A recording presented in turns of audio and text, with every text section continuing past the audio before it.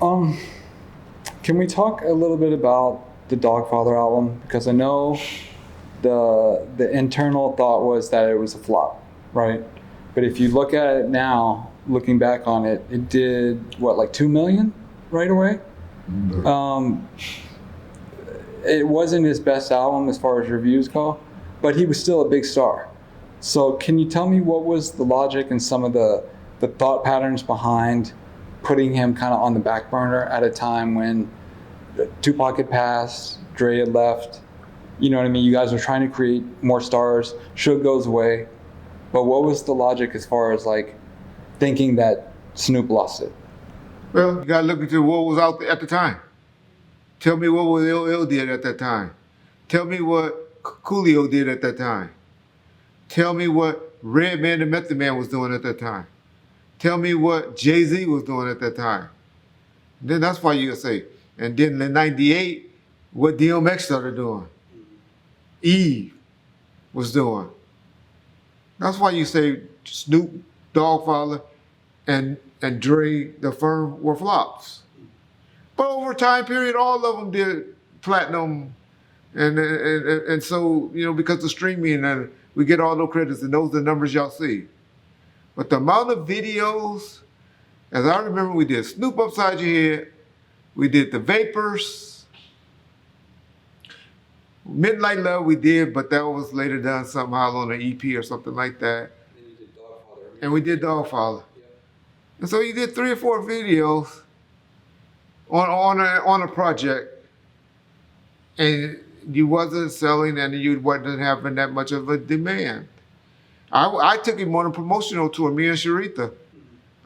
You know, we went on a promotional tour with him. Some arenas we didn't. I mean, it's not arena. We didn't do arenas back then. I remember we did an arena in fucking San Diego. And if it was 3,000 people there, I'll be surprised. 3,000 in an arena in San Diego. People wasn't feeling Snoop like that then. But my point is, you do clubs then.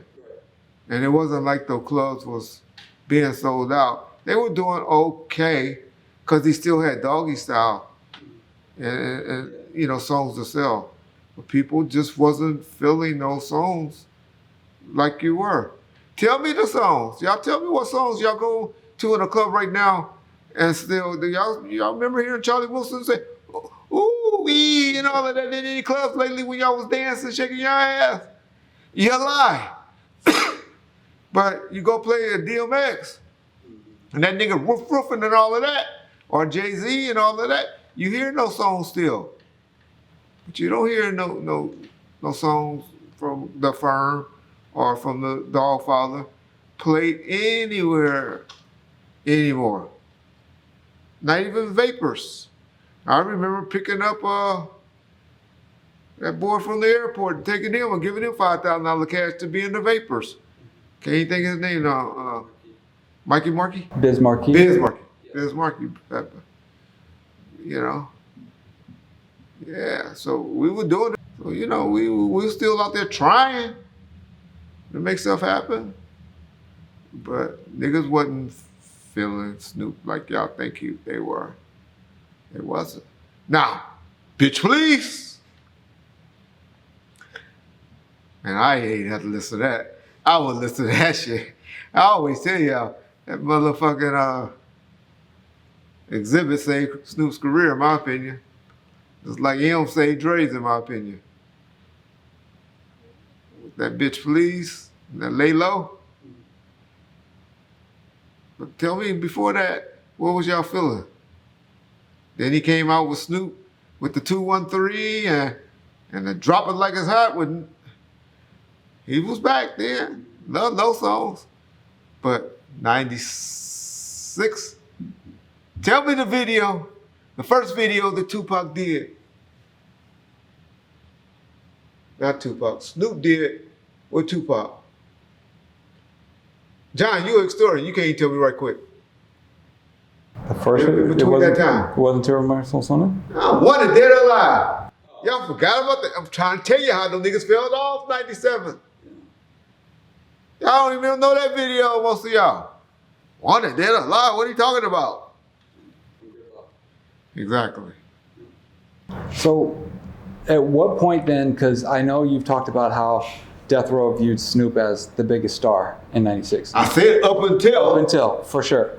But at what point did you guys, including yourself, realize how big of a megastar Tupac was? Obviously after he passed. But at what point, like, what was it for you that made it click in your head, like, oh shit, this guy is huge? It wasn't after All Eyes on Me, but it was in between All Eyes on Me and Machiavelli that he became that star, bigger than Snoop. But like I always tell y'all, who did Pop give way to at the House of Blues? Snoop closed that show out. And anywhere you go back then, anybody y'all know in the business, not you motherfuckers that think y'all know what y'all talking about on the keyboard, anybody in the business know the headliner, the biggest star, closed the show out at a concert. Snoop was still closing out their concerts. This fact, y'all.